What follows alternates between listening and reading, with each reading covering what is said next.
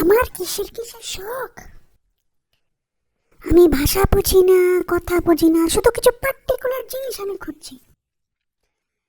Art তো আমি ছেড়েই দিলাম, আর্টের মধ্যে আমি যাচ্ছি না, বরঞ্চ যারা আর্ট করে তাদের একটু ডিস্টার্ব করি।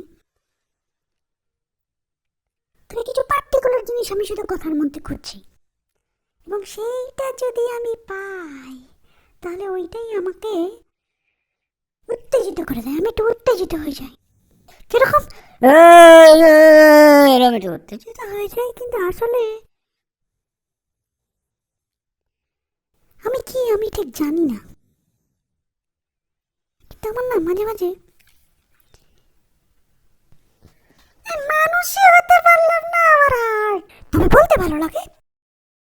বিশেষ করে যখন বাচ্চারা আমার কাছে আসছে তখন একটু বলতে ভালো লাগে, বা অন্য কাউকে যখন একটু মনে হয় বলাটা উচিত তখন একটু বলতে ভালো লাগে, শুনতে ভালো লাগে।